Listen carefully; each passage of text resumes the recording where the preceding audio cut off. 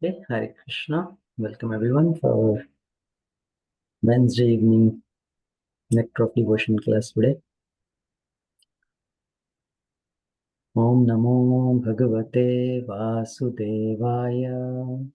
Om Namo Bhagavate Vasudevaya. Om Namo Bhagavate Vasudevaya. Om Ajnanatimirandhasya Jnananjanashalakaya Chakshurunmilitam Yena Tasmai Shri Gurave Namaha. Mukam karoti vachalam pangum langhayate girim Yatkripatamaham vande Shri Guru Dinatarini Paramanandamadhavam Shri Chaitanyeshwaram. Namo Vishnupadaya Krishna Pristhaya Bhutale Srimate Bhaktivedanta Swami Niti Namine Namaste Saraswati Devi Gauravani Pracharine Nirvishesha Shunyavadi Paschatya Deshatarine Jai Shri Krishna Chaitanya Prabhu Nityananda Shri Advaita Gadadhar Shivasadi Shri Gaura Bhakta Vrinda Hare Krishna Krishna Krishna Hare Hare Hare Ram Ram Ram Hare Hare. Okay, Hare Krishna. Once again, welcome everyone. So in the last class, we started discussing 64 limbs of devotional service. Okay, Hindi में ये topic है भक्ति कैसे की जाती है. So how to perform devotional service? What are the 64 anga of bhakti? So in the last session, we discussed first 10 limbs of devotional service. So we'll do a quick recap. So you can unmute and quickly go one by one. So what is the first limb of bhakti? Taking the shelter of bona fide spiritual master. Okay, good. So taking shelter of a spiritual master. Number 2. Initiation of Guru. Without initiation, human form of life is completely waste. Yes, so taking Diksha, taking initiation from the bona fide spiritual master. Because we cannot progress in bhakti without taking Diksha. Even somebody born in the family of a Brahmana, until they take Diksha, initiation, they are not eligible to perform any homas. Number 3. Obey the orders of the spiritual master. Yes, being ready to obey the orders of the spiritual master and serve the spiritual master. Number 4. Following in the footstep of previous acharya. Okay, good. Following in the footstep of previous acharyas. Bhakti means following in the footstep of previous acharyas, not doing anything based on our own concoction or inventing our own methods, our own means. Number 5. Inquiring for a spiritual master. Inquiring from the spiritual master, how should I make progress in bhakti? Right? So inquiries should be related to how to progress in bhakti, not like how do I gain more money or how do I gain some good luck or those kind of things. So not inquiring such things, but inquiring about how I can make progress in spiritual life. Number 6. Being ready to give up anything for the satisfaction of the Lord. Yes, being ready to give up anything for the satisfaction of the Supreme Lord. Number 8. Is seventh. Yes. Residing in 7. Residing in the holy places. And we discuss residing in holy places means we should try to make the environment of our place into a holy place, making our homes into temple, visiting our local temples here. So in that way, we will be able to fulfill that requirement of living in a holy place. Number 8. Dealing with the material world only as much as necessary. Okay, good. Dealing with the material world only as much as necessary, be it in your work environment, be it in the social circle, in not getting too much entangled with others' emotions, just dealing with them as much as needed, minimum basis. Number 9, Fasting on Ekadashi. observing Ekadashi Vrata, because Ekadashi Vrata is the king of all the Vratas. If somebody is observing all other fasts, such as Shivratri, Navaratri, and other Solan Somvar, Shukravar, and all that, that may give some pious credit. But if somebody is doing all those fasts and not observing Ekadashi, it's like negative marking. So Ekadashi fasting is the most important. Number 10, Worshipping sacred trees like banyan tree. okay, worshipping the sacred trees like the banyan trees. And then we also talked about like sacred trees. So banyan tree is one example. Then people, and most important is Tulsi, serving the Tulsi plant, Tulsi Maharani. Okay, so these were the 10 we discussed in detail in the last session. So we will move over to the next limbs of devotional service today. And let's see how much we can cover. We'll try to go maybe a little faster, not going into too much detail, but just try to understand what all these different activities are mentioned. कि भक्ति कैसे की जाती है. So the next set of instructions, again, next 10 items are again very important one. So the 11th item here, which we are starting today, one should rigidly give up the company of non-devotees. One should not mix up with non-devotees or stay in their association. So what does that really mean when we say give up the company of non-devotees rigidly? How to practically apply this? And who is a non-devotee considered here, first of all? Maybe atheists who don't believe on the supremacy of the Lord. Okay, good. And That is also that is one category which is considered as non-devotee, that who are atheist, who does not accept the supremacy of the Supreme Lord. And second category, there is one more category which also put people into the category of atheist only. And you may be surprised to hear what is that second category. Like who worship other demigods and disapprove Krishna as the supreme personality of Godhead. Right. So people who worship other Devi Devatas for materialistic gains, right, for material benefit, whose whole intention is to gain something materially, and for that purpose they worship different Devi Devatas. They are also considered in the category of non-devotees. Okay, why they are considered in the category of non-devotees? Because bhakta means bhakta of the Supreme Lord. If somebody is worshipping other Devi Devatas, they are not called bhakta, they are called upasak. Okay, so that is the difference between bhakta and upasak. Okay, the definition of bhakti itself is which is done for the satisfaction of the Lord, not for our own purpose, not for gaining something for ourselves. Upasana is when somebody worships somebody for some material gain in return, for some exchange. That is called upasana. So इसलिए the wording used is Devi ka upasak, okay, Shiva ka upasak, Ganesh ji ka upasak, like that. But bhakti is reserved for Krishna bhakti, Vishnu bhakti, Ram bhakti. So people who are envious of the Supreme Lord, does not accept the supremacy of the Supreme Lord, or who are worshipping the other Devi Devtas for materialistic gain, who are very materialistically oriented people, they are considered as non-devotees. So practicing bhakti means giving up the company of non-devotees. Why? Because if we mix up with those, it will affect our consciousness also.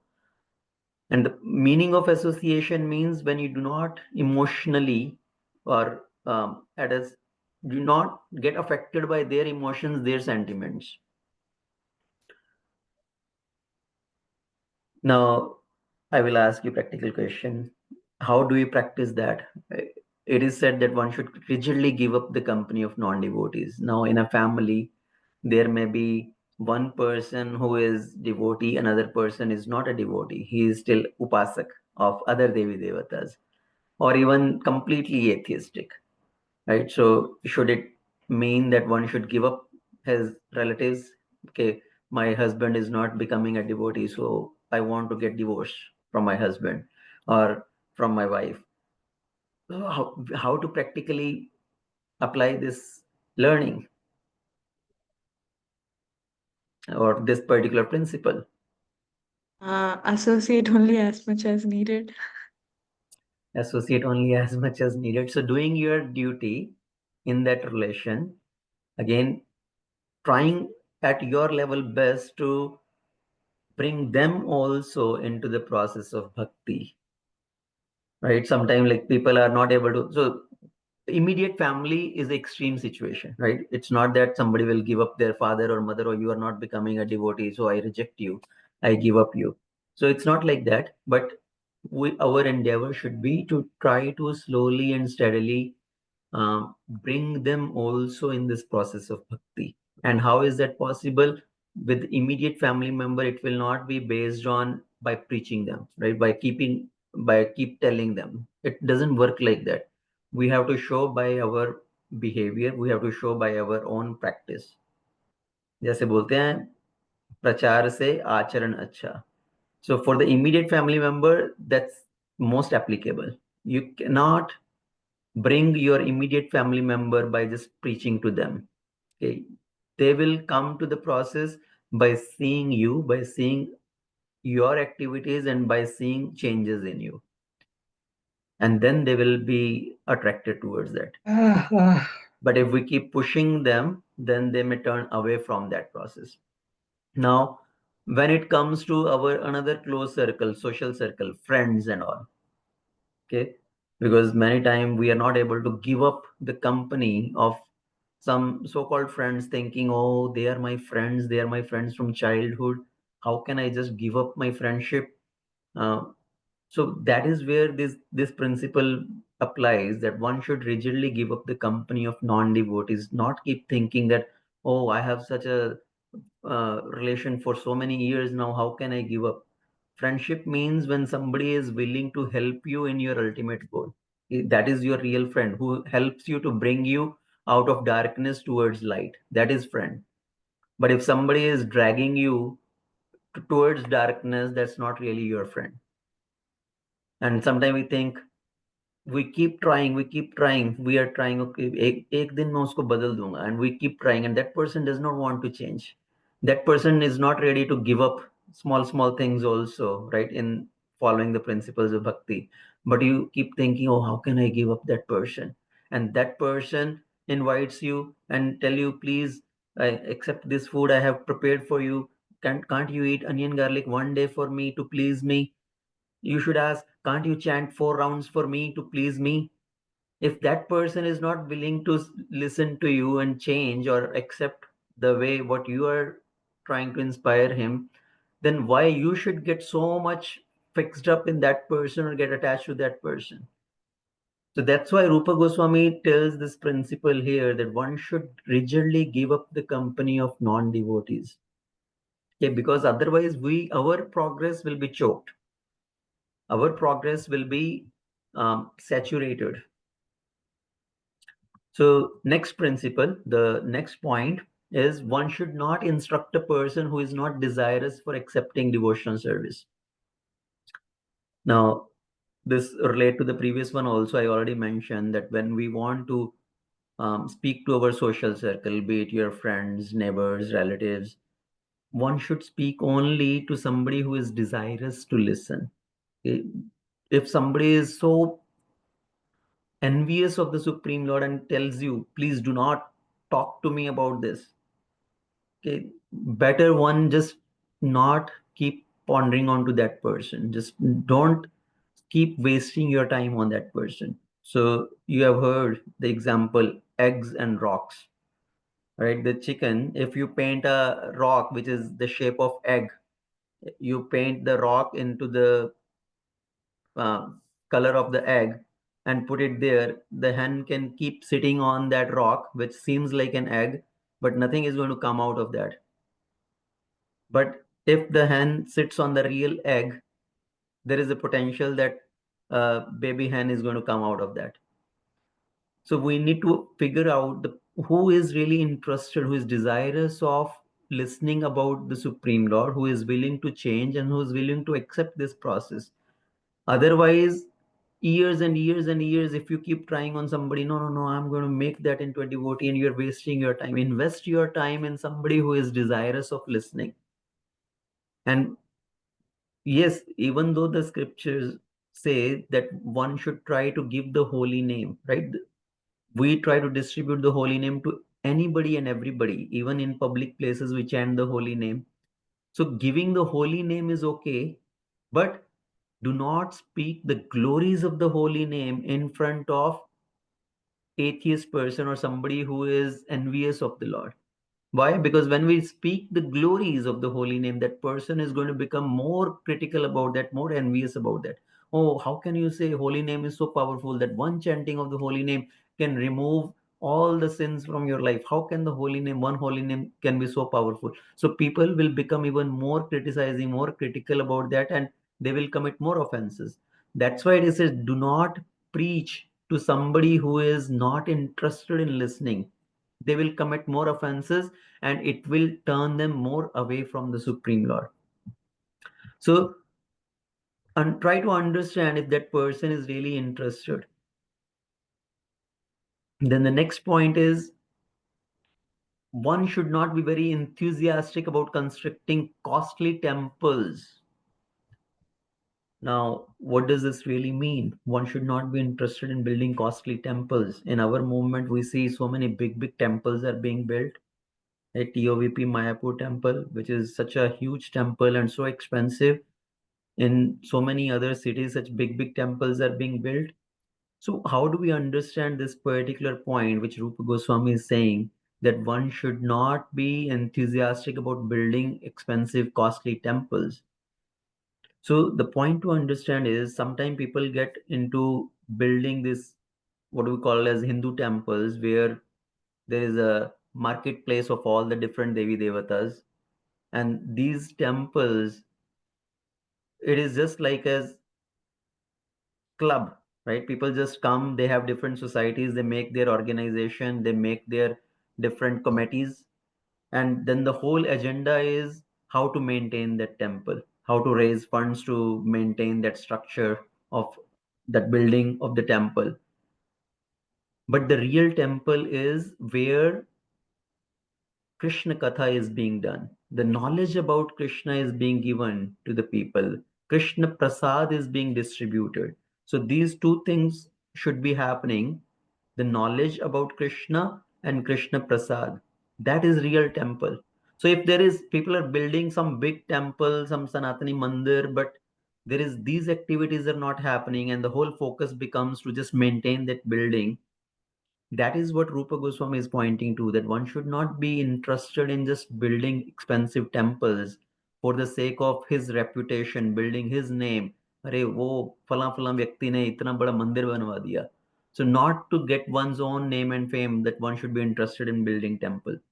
The purpose of building the temple is to spread the glories of the Lord, to spread the teachings about the Supreme Lord, spread the teachings of our Vedic Shastras. That is the purpose of building the temple. Even Rupa Goswami, right? He also constructed temple. The other Goswamis of Vrindavan, they constructed temples, but they were not by themselves going and trying to spend all their time and energy to manage the funds for building the temple. They were doing their activities of writing scriptures, doing their sadhana. And if somebody came to them and offered them that, okay, we want to do some service for you, then they instructed that person. Like Rupa Goswami, he, Man Singh, and Akbar, they approached them that we want to do something as a service to you. And then Rupa Goswami instructed to make a big temple in the service of the Lord. So the whole focus should not become just to raise funds to build the temple and then to maintain the building. If for the preaching purpose building is needed, temple is needed, then yes, one will be enthusiastic to do that, but not just unnecessarily maintaining the building and for his own name and fame purpose. So that is why we need to understand this point very clearly when Rupa Goswami says one should not be very enthusiastic about constructing costly temples. Okay, now number 14th, the next limb of bhakti is Rupa Goswami says one should not try to read too many books, nor should one develop the idea of earning his livelihood by lecturing on or professionally reciting Srimad Bhagavatam and Bhagavad Gita. So one should not read too many books. What is the meaning of this statement here? Even Srila Prabhupada writes as many places that my disciples, my followers should read the books of our previous acharyas, the Goswamis. But he gave the condition that when somebody is coming in this process of Krishna consciousness, they should focus on the basic literature first. Prabhupada said, first read my books, because you need to understand the basic principle first without getting confused. If you start going here and there, you may get confused about different philosophies being presented without getting the initial clarification, your initial basic concept being clear. So Prabhupada said, read Srimad Bhagavatam, Bhagavad Gita, Chaitanya Charitamrita, Nectar of Devotion. These should be enough for us to progress in bhakti. There is no need to read too many books.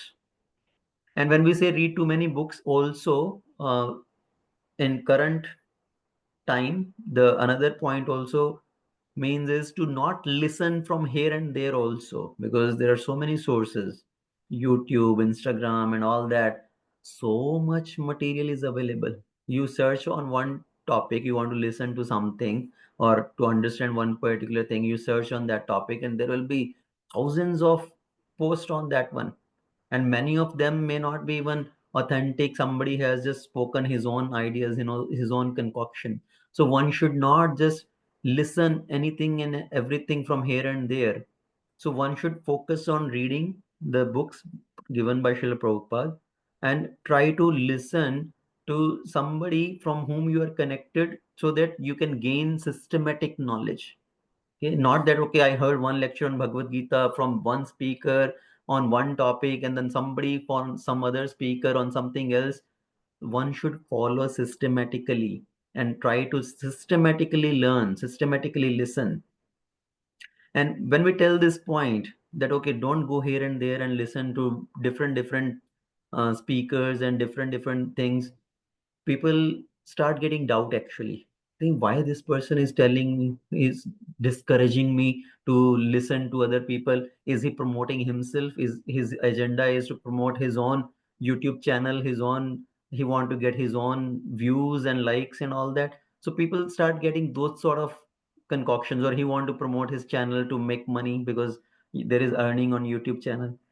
You know how the earning on YouTube happen, how much views and how much of these likes and all has to happen to get some 100 rupees on YouTube. So it's not about that somebody is trying to promote his YouTube. Yes, there are people who do those kind of things also. Their whole purpose of creating content on YouTube is to make money, and they will make videos on anything and everything. Any new topic comes in the market, they want to make first video on that to get the maximum views and all that. So we are not talking about those sort of things here. What we are trying to do is create systematic teachings on our scriptures. So one should not get these doubts and these concoctions. Oh, this person is speaking to promote himself and discouraging me to listen to others. This is for the protection of the person, so he does not get diverted into various things and get confused. So that's why it's better to systematically learn by following one person in a systematic way, to listen, or to same way reading Srila Prabhupada's books systematically, not getting diverted into so many different sources. So that is the point here, which is written, that one should not try to read too many books or develop the idea of earning livelihood by lecturing, because there are so many professional Bhagavatam speaker, there are so many professional Ramkatha speaker who do this activity as a profession, okay, to earn their livelihood, and they make lakhs and lakhs of rupees. One katha is like lakhs of rupees, and big stage program, big pandals and all that. So the purpose should be that our goal is to spread the teachings of the scriptures, to connect people in this process of bhakti. Okay, and the next point, one should not be neglectful in ordinary dealings. So this is very important point. One should not be neglectful in ordinary dealings. So we should understand that as we are trying to become devotee, right? We are not a devotee yet, really speaking. We are trying to become devotees. ये अभी whatever bhakti we are doing, it's bhakti abhas only. So we are trying to become devotee, and as we are, whatever activities in bhakti we are doing, we are representing a mission, we are representing a movement, we are representative of ISKCON, let's say. So in our ordinary dealing, when we deal with other people, our dealing should be such that it does not give a negative impression about our organization which we represent. Otherwise, if we are behaving bad with other people in our other dealings, our dealings are filled with cheating, deceit, lies, and all those kind of things. What it reflects is, oh, this person, he thinks he is Krishna Bhakta, but are Krishna Bhakta like that? That they are trying to cheat to fulfill their own agenda.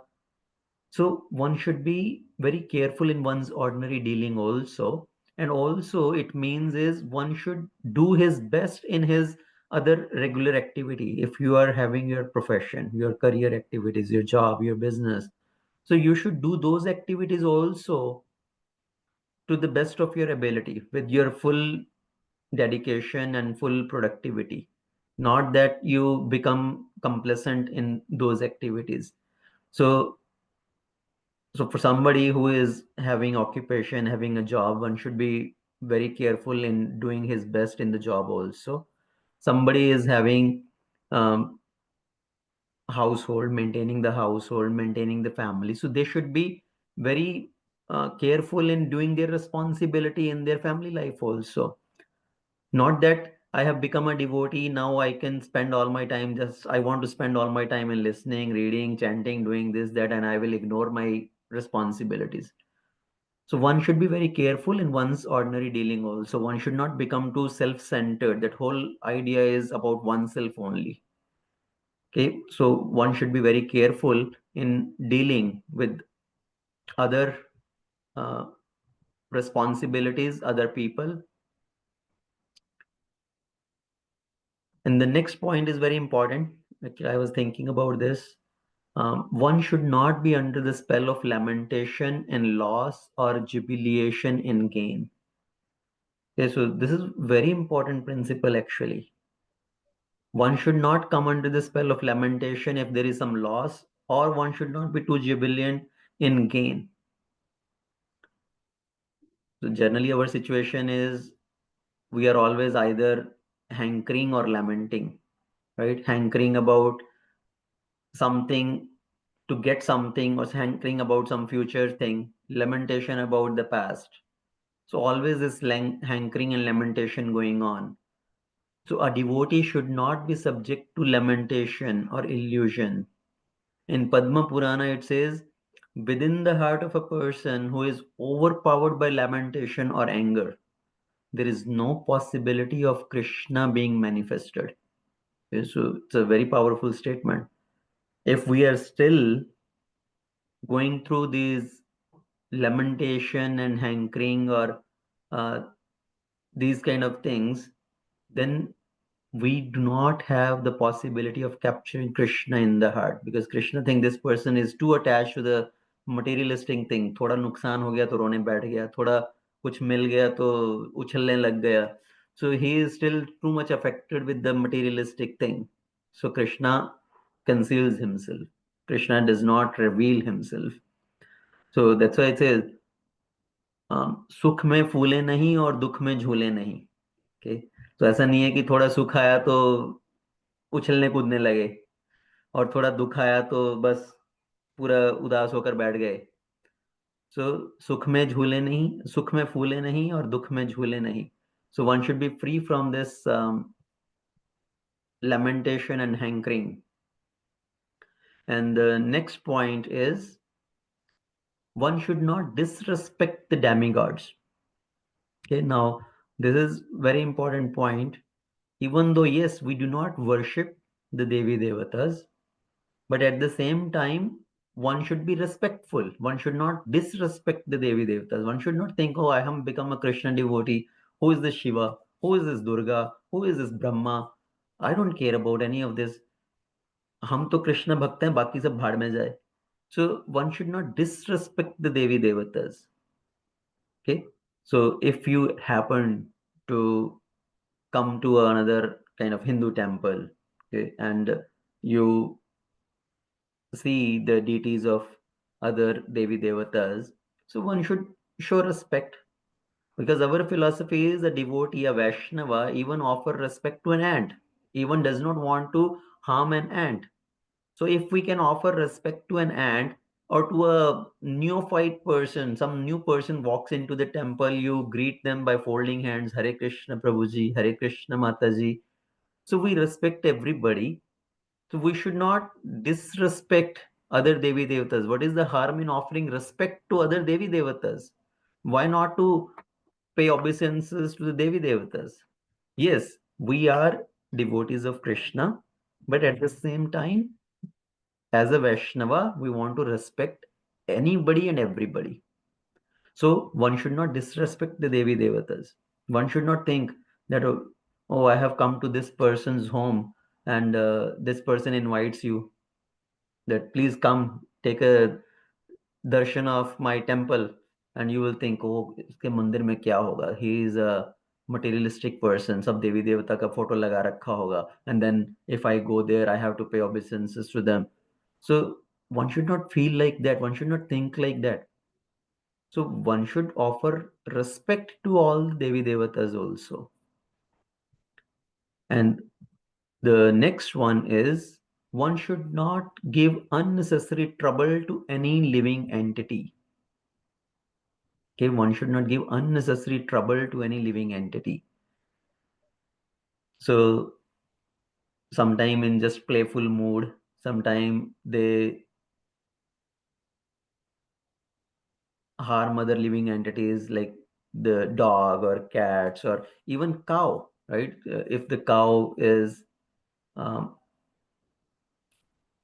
जैसे बोलते हैं कि जैसे India में specially, right, in India we see stray dogs, stray cows also roaming around on the streets, and people will just take a stick and just beat them or hit them.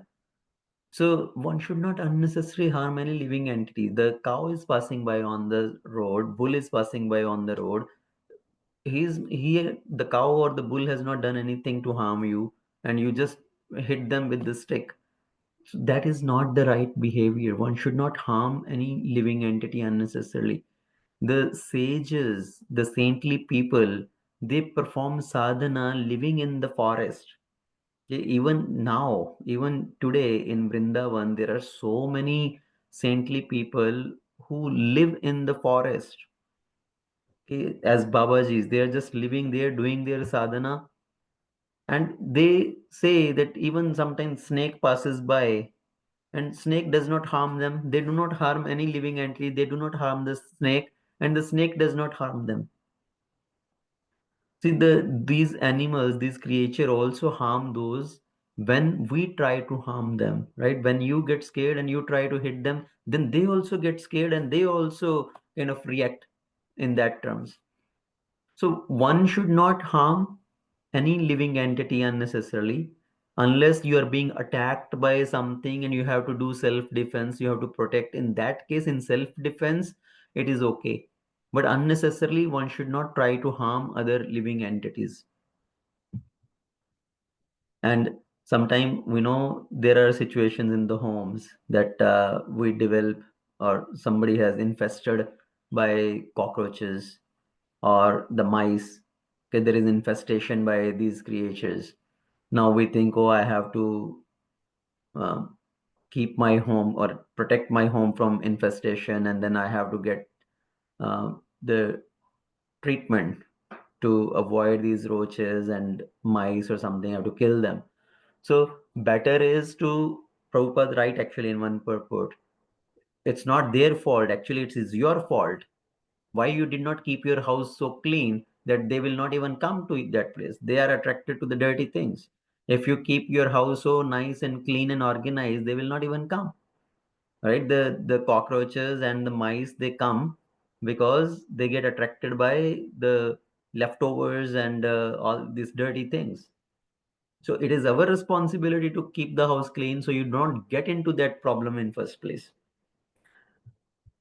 Now, yes, there may be some other situations when which is not in your control because of some old building, old material, because of the moisture, they these infestations come. So sometimes these situations are not in your control, and you have to do some sort of these treatment to drive them away from your home.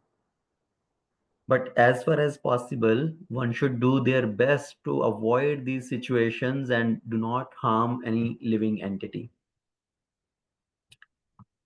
Okay, the next point, one should be carefully avoiding the various offenses. Now, these offenses are of various types. So one should be very carefully avoiding these offenses. There are offenses in deity worship. There are offenses in dealing with spiritual master. There are offenses towards the holy name. There are offenses towards dham, okay, holy places. So there are so many different type of offenses. So one should carefully avoid committing these offenses. And in the next chapter of Nectar of Devotion, now the whole chapter is about the offenses. What are the different offenses that which one should be very careful about to not commit those offenses? So Rupa Goswami writes a big list of offenses towards Archa Vigraha, okay, in the worship of the deities. So one should be very careful to not commit those sort of offenses. So there is a list of like 32 offenses towards Archa Vigraha. And we can go into all these details in reading all those offenses. I can go maybe briefly mentioning few of them, and you are welcome to just read that chapter 8 of Nectar of Devotion, the offenses to be avoided. So here there's a complete list of all the offenses, all the kind of activities which one should avoid when in the temple in front of the deities, or even the pujari who is going on the altar worshipping the Lord. So what kind of offenses one should avoid, and then offenses towards the spiritual master, and then there are 10 offenses towards the holy name which one should avoid. Vaishnava aparad. So there is nama aparad and Vaishnava aparad. So one should very carefully avoid these offenses. Now, purpose of avoiding offenses is because offenses choke up our progress in bhakti. So offenses are also like negative marking. We are doing so many things to progress in bhakti, and then we commit offense, which is like taking negative step. Okay, so we are moving 5 steps forward, and then we are taking 4 steps back because of our offenses. And if somebody is too offensive mentality and they are trying to do chanting, little bhakti, they are taking 5 steps forward but 10 steps negative because of their such a big offensive mentality, and that can completely spoil their bhakti. So there are two situations. One is somebody completely gives up the process of bhakti. Okay? He again gets back into his materialistic life. The root cause is because of offenses. Okay, the offenses are to such degree that it becomes as a negative account, and the person is blocked from progressing in bhakti. The second situation is person is continuing bhakti, but progress is very, very slow. The progress is very, very slow. Why? He's taking 5 steps forward, 4 steps back. So only net gain is 1 step, right? So the progress is very slow. So one should be very careful to avoid these offenses. And the list of these offenses, some of them which are mentioned here, the offenses towards the deity. So the first one, it says one should not enter the temple of the deity in a car or palanquin or with shoes on the feet. Okay, so that's why we have a culture of leaving the shoes outside before we enter into the temple hall where the deities are. Okay, and sometimes these basic things basically we are not aware of why this is done. If somebody asks you question, if you invite some Western person, somebody who is not familiar with this culture, and they see everybody leaving shoes and they are not accustomed to that, and they will ask you why the shoes are left outside, why you do not wear the shoes inside. What is the answer you give? Will you just simply say, oh, this is part of our culture? Just saying, oh, this is part of our culture is not the kind of a complete answer or the right answer. It is because as a respect to the Lord, that is the house of the Lord, and we do not want to make the house of the Lord dirty. And as a respect to the Lord, we are supposed to leave our shoes out, because we are wearing these shoes and we are going all sort of places. You are wearing those shoes and going to the restroom also, maybe, or outside you're walking on the street where something dirty gets stuck under the shoes. So we put our step at so many places which are dirty, contaminated, and same shoes we cannot take inside the temple to contaminate that environment. It's a pure environment. So one should not wear shoes inside the temple and or enter into the temple carried in a palanquin. So basically it applies to earlier, right, when it was the kingly time and the kings and queens or the prince and princesses, they are being carried in the palanquin, or some other big personalities also, some wealthy people, they will be carried in the palanquin. But when somebody comes to the temple, one should get down from the palanquin and then by on foot enter into the temple room. And the next offense towards Archa Vigraha is one should not fail to observe the various festivals for the pleasure of the Supreme Lord. So we have the temple, we have established the deities there, Pran Pratishtha of the deity is done. So we should observe the special festivals for the pleasure of the Lord. We have Janmashtami, we have Radha Ashtami, we have Gaur Purnima, we have Rath Yatra festival. So one should not fail to observe these festivals for the pleasure of the Lord. And when we enter the temple room, one should not avoid bowing down before the deity. One must bow down in front of the deity. Generally, these days, people just stand and they just fold hands, and that's it. So that's why Rupa Goswami says actually to not bow down in front of the deity is an offense. One should bow down in front of the deity. And bowing down in front of the deity, there are different ways. Okay, there is Panchanga Pranam, there is Shashtanga Pranam, there is Ashtanga Pranam, okay, which we called as a Dandavat Pranam. Now, what is the meaning of Dandavat Pranam? It is like laying down like a danda, like a rod on the floor. That is Dandavat Pranam. And it is equal to as a Ashtanga Pranam also. Okay, what is Ashtanga Pranam? Ashtanga. So 8 limbs of the body are touching the ground when we are paying obeisances to the Lord. What are these 8 limbs? Anybody knows?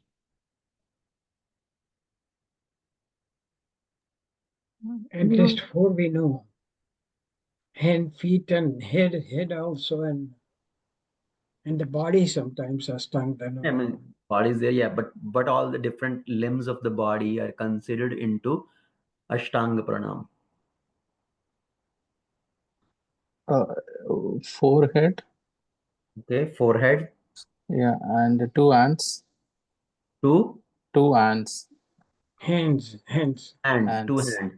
So actually, 2 hands count into one limb. Okay, 2 hand does not count as 2 limbs. 2 hand touching both hand count as 1 limb. So forehead, 2 hands is 1, so that becomes total 2. And then knees. Okay, both knees, right, touching both knees, so that again counts as 1, so total 3. And legs. Yeah, so you are basically your jangha, right, the waist, so both count into 1, so total 4. How about body? And then the feet, right? Your feet are touching. So 2 feet count into 1. So total 5. Chest Chest, 6. and abdomen. That will count as 1, the whole, this upper body part. So abdomen, chest touching onto the ground. So total 6. Your nose. No, Ears? no. No. Ears don't touch. Eyes? Eyes. So eyes count in that, eyes. And then the last one is your mind. Okay. So you are engaging your mind into while paying the obeisances. So that is total 8. That is called Ashtanga Pranam. Okay. And then we have Shashtang and Panchang, where basically you are not touching the upper body as your chest, abdomen that do not touch the ground. And your eyes are not touching the ground. So in that way, it becomes Shashtang Pranam. So there are different level of pranam which is offered to the Lord. So basically bowing down in front of the Lord. Okay. So one must bow down in front of the Lord as a respect to the Lord. And then the next one here, it says, so there are so many other things actually that one should enter the temple after washing hands and feet after eating. So when we have eaten, we throw the plate, then you must wash your hands. At least right now in Gurudwaras, we know there is a place where people pass through the water. They put their feet in the water, they clean their feet also. So there's a very nice, actually, Guru Maharaj, His Holiness Gopal Krishna Maharaj, he also will give the example of Gurudwaras that they are so nice in this particular system that they have arrangement that the hand and feet must be washed before you enter into the kind of the temple room of the Gurudwara. Okay. And in our temples also, at least we should have arrangement where people can wash their hands before entering into the temple room. So that's why in all temples you see there is a kind of a tap or the place to wash hands or the restroom before the temple room, so people can leave their shoes, wash hands, and then enter into the temple room. Then one should not enter the temple in a contaminated state. So what does this means is contaminated state, what could be considered as a contaminated stage is specifically speaking about if there is a death in the family. So that time period, when we say sutak lagana, right, the family is the immediate family members, they are in a contaminated stage. The sutak laga hai. So that's a different time duration for different people. For Brahmanas, it's a 12 days. For Kshatriyas and Vaishyas, 15 days. For Shudra, 30 days. So in that period, people generally do not visit temple, okay, where the Lord is worshipped as his Archa Vigraha. But that period, people have concocted or twisted the meaning of this, that we cannot offer lamp at home, we cannot chant, we cannot read shastras. Those things are not objected. Those, you are not supposed to give up those things. Arey प्रभु जी हमारी family में death होगी, we cannot chant our rounds now because अभी सूतक लगा हुआ है. Those things should never be given up. Chanting should never be given up. Actually, that is helpful for you and helpful for the departed soul. Reading of the scriptures, hearing Krishna Katha, those cannot be stopped. Only limitation what is mentioned here is one should not visit the temple, enter the temple in that state. Okay. And then one should not bow down on one hand. Okay. Very specifically mentioned here, one should not bow down on one hand. When we pay obeisances, both hands should touch on the ground. Not that you are having one hand and one hand up, like doing a Superman pose. Okay, so एक हाथ ऐसे है, एक हाथ ऊपर ऐसे माला पकड़ के ऊपर पकड़ा हुआ है. Generally, we have a neck beads in the neck, the bead bag, and then you think, oh, bead bag will touch the ground. So with one hand, let me hold the bead bag up, and only one hand is touching the ground. That is to be avoided. Okay, one should either give the bead back to somebody to hold or put it on the back so that it doesn't touch the ground, and one should try to put both hands on the floor while paying obeisances. Now, the next one mentioned around, one should not circumambulate in front of the Lord. Okay, so circumambulation of the temple is mentioned, that one should circumambulate the temple if there is possibility. The temple is constructed in a way, there is a provision that one can go around the altar. One can go around the altar to do production of the deity, or otherwise do the whole production of the temple. But sometimes people have concocted another thing also. They are standing in front of the altar, in front of the deities, and while standing in front of the deity, they just go circling. Okay, so that is also an offense. As per what is written here, one should not circumambulate in front of the deity. Circumambulation should be done of the whole altar or of the whole temple. Okay, like in Vrindavan, if you visit, there are many temples where there is a parikrama marg for the temple. Like you go to Radha Damodar temple, there is a parikrama marg for the temple where people do circumambulation of the temple, and on that parikrama marg there are so many samadhis there for all the saintly people, the Goswamis. So that parikrama marg is there, that one can do parikrama 3 times, 4 times. You go to Radha Shyam Sundar temple in Vrindavan, there it is written that if somebody do circumambulation 4 times of the temple, this is like equal to doing Govardhan Parikrama. So circumambulation of the temple is important, is recommended in the Shastras, but it should be done in the right way. One should not just go in circle in front of the deity itself thinking, oh, I have done circumambulation. That is actually an offense. And next one is, one should not spread his legs before the deity. Okay, one should sit with folded legs, or if you have to stretch your legs, make sure your foot are not pointing towards the deities.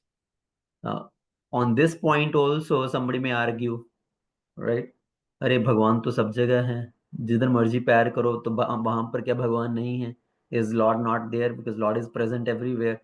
Now that is impersonal philosophy, that yes, God is present everywhere in his Paramatma aspect, in his Brahman aspect. But when Lord is personally standing there in his Archa Vigraha, we worship the personal form of the Lord. One should not point the foot towards the Lord. So that is an offense. And while sitting in front of the Lord, one should not hold one's feet, one's ankle. Basically, one should not touch one's feet, ankles, kind of things, because those are generally maybe in a contaminated stage, dirty stage. So one should not hold one's feet or ankles while sitting in front of the Lord, in front of the Archa Vigraha. And one should not lie down in front of the deity. One should not accept prasad before the deity. So basically, we should not eat in front of the deity in the temple room. If we get prasad, we should eat. Let's say we are cutting cake, say, in the temple hall, and you are given the cake, and temple is open, curtain is open, and you take the cake and you start eating there. So that is an offense. If curtain is closed, then somebody has given you prasad, yeah, okay, you can take that. But otherwise, one should eat outside, not in front of the Lord when the temple is open, when the curtain is open. So one should not eat in front of the Lord. And one should not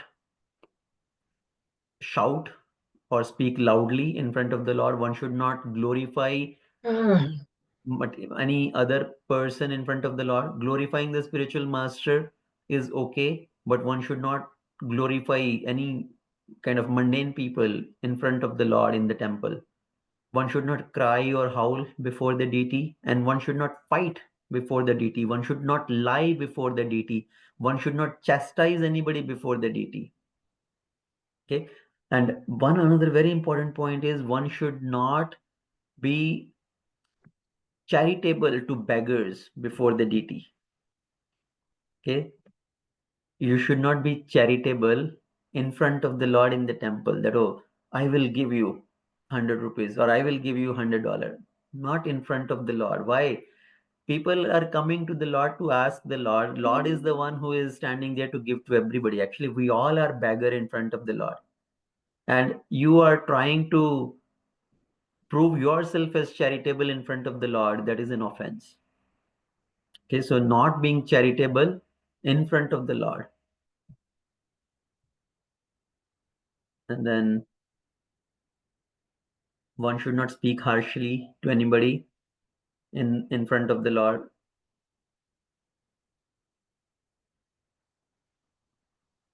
One should not fail to worship the deity according to one's means. So whatever is our capacity, based on that, one should worship the Lord. One should offer to the Lord. Now here the quotation is from Bhagavad Gita. It says, the Lord is satisfied by even a leaf, a fruit, or a flower. But it does not mean you simply offer only a leaf or a fruit or flower when you have the capacity to offer Chappan Bhog also. So one should offer to the Lord based on one's own means. Okay, it's not that we offer to the Lord only apple or banana and you are eating nice preparations. So one should offer to the Lord everything, whatever one can manage. And one should not eat anything that is not offered first to Krishna. So one should first offer to Krishna and then accept it as prasad. And we should offer to the Lord fresh fruits and flowers, okay, not the rotten ones. If something has gone bad or it's not in a fresh condition, one should not offer that to the Lord. And one should try to offer to the Lord foodstuff which is based on the season, the fresh items which are particular to that, according to that particular season. And then one should not sit with his back towards the deity. So there are two things. One, we said one should not sit with feet facing to the deity, and one should not also sit with back facing to the back towards the deity. Okay, so one should sit in a proper condition in front of the Lord in the temple hall. And then, so there are few offenses towards the spiritual master, which says one should not offer obeisances silently to the spiritual master. So when you are paying obeisances to the spiritual master, one should verbally speak out. Okay, the obeisances to the spiritual master, the Guru Pranam mantra, one should verbally speak out. And one should not fail to offer some praise in presence of the spiritual master. So one should, it's a duty of the disciple to glorify the spiritual master. One should not think, oh, why should I glorify? And if somebody tells that it is the duty of a disciple to glorify the spiritual master, one should not think that, oh, he want to hear his own glory, so that's why he's saying. It is the duty of a disciple to speak the glories of the spiritual master. Okay, and the spiritual master does not accept that glory for himself. Actually, he passes on that glory to his spiritual master and to Krishna. And one should not praise himself in front of the spiritual master. One should not try to glorify himself. Oh, I have done this activity, I have done that, I have done this wonderful thing, I'm so successful in this activity. One should not praise himself in front of the spiritual master. If the spiritual master asks about our activity, then we can humbly give our report that, okay, I am able to do this activity, that activity with your blessings, with the blessings of Krishna. I am able to do these activities. But one should not try to glorify himself in front of the spiritual master. And one should not deride other Devi Devatas in front of the Lord. As we said, discussed earlier, that one should not fail to offer respect to the demigods also, to other Devi Devatas. The same way, one should not deride other Devi Devatas in front of the deity, thinking, or you are trying to glorify Krishna. Krishna, you are so wonderful. You are the Supreme Personality of Godhead. Who is this Shiva? Who is this Brahma? They are useless. You are the one who is giving them strength. So one should not deride the Devi Devatas in front of the Lord. Yes, we want to offer our love to Krishna, but at the same time, you don't want to criticize other Devi Devatas in front of the Lord. Okay, so like that, there are so many offenses listed which one should avoid in front of the Lord. And moving forward, there will be many more. I encourage everybody to read this chapter 8 of Nectar of Devotion, where all these different offenses are listed. And then there are offenses towards the holy name, the 10 offenses, which in the temples and every morning before chanting, these 10 offenses to the holy name are recited. So we'll cover those in the next session. Okay, so I will stop here. Thank you very much. Let's see if anybody has any question, any comment. So Prabhuji, you are going up to chapter 8 of the Nectar. That's what you are going through right now. Yes, so right now we are covering chapter 8. So we started with chapter 7, where we already had discussed first 10 limbs of bhakti. We continued further, and then we entered into chapter 8, where all the different offenses are listed. Okay.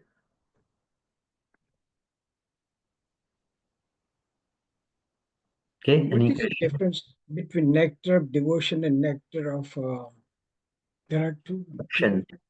Yeah, instruction.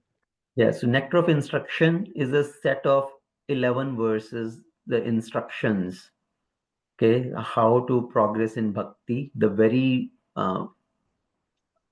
particular instruction to progress in bhakti, what to be done, what not to be done.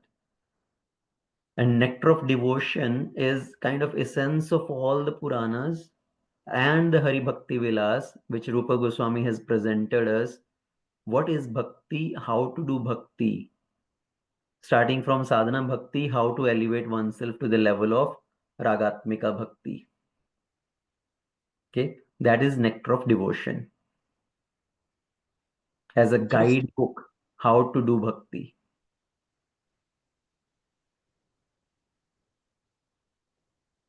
Okay, Manoj Prabhu. Hare Krishna Prabhu, Dandat Pranam. Prabhu, you said that you should not be with people who won't respect your devotion or like who are not on the same way. But there are few peoples who don't oppose you, but neither they convince with you. They remains Right. neutral. They won't offer any bad words about you. They won't laugh at you, but they respect your feelings, but they themselves won't get into that. So what about those people? Should we remain in touch with those people? Like, how is it? Right. So what I mentioned is one should avoid the company of those people who are envious towards the Supreme Lord, who will criticize the Supreme Lord, or somebody who is too much materially attached, some materialistic person attached to wealth and woman. So those type of people to be avoided. Now you are talking about some people who are neutral. They respect what you do, but they themselves do not want to do.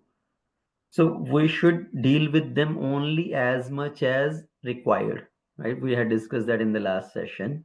Deal with the material world and people only as much needed. We don't have to spend our too much time and energy thinking I am going to stay with them and slowly I'm trying to bring them to the process.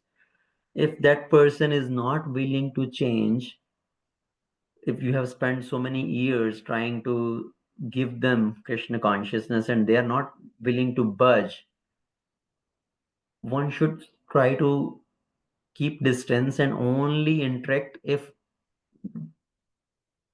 necessary, basically as much as needed for sure. Okay, not unnecessarily spending time and going to parties with them and being with them thinking I will spend time with them so I can influence them. In that way, we are just wasting our own time. If somebody is willing to listen, is desirous to listen about Krishna, and desirous to practice, if that person is at least somewhat favorable, then yes, we should try our best to keep in touch with them, invite them to program on special occasions, call them, greet them. So we stay in touch with them, and we have a scope of slowly bringing them into the process. Okay, Prabhu. Thank you so much. And Prabhuji, is that some of the offenses are to protect the people who have like some of us have not a strong faith, and we can be influenced by other people very quickly. Right. So that is also one reason we had discussed this point also earlier. So thank you for bringing up that point. So yes, we discussed this earlier, that when our faith itself is not strong, we get influenced by their thoughts, right? If they put some question in front of us, if they argue with us, our faith gets shaken. When we discuss the three type of devotees, Uttamadhikari, Madhyamadhikari, and Kanishta Bhakta. So the Kanishta Bhakta category is when our faith is also not very strong and our knowledge about the scripture is also not very strong.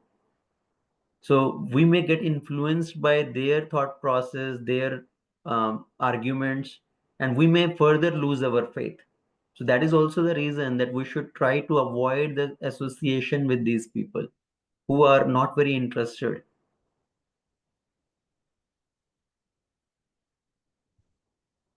The last question, Prabhuji, Vrindavan, Yes, if I we saw your go message, there, Prabhuji. I did will you answer me something?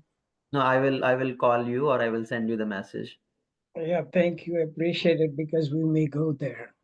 When are you planning to go? February 3rd, we are trying to leave if everything goes right, you know. Okay, you are leaving in next week itself. Yeah. Okay, I will call you maybe tomorrow. Okay. Appreciate it. Or just send some information so we don't waste our time and go to the wrong places. Yes, sure. Look at that a couple of times. Have you been to Mayapur also? Yes. Hare Krishna, Prabhuji. Yeah, I can give you the contact in Mayapur. We will take care of everything nicely. Okay, thank you. Okay. Hare Krishna. Hare Krishna, Prabhuji. Dandavat Pranam. Okay, Dandavat Pranam. Okay, Thank you, so if Prabhuji. no Hare other Krishna. questions, I think we'll end it here. Thank you everyone for joining. Srila Rupa Goswami Prabhupada ki jai. Srila Prabhupada ki jai. Hare Krishna. Prabhuji, Dandavat Pranam. Dandavat.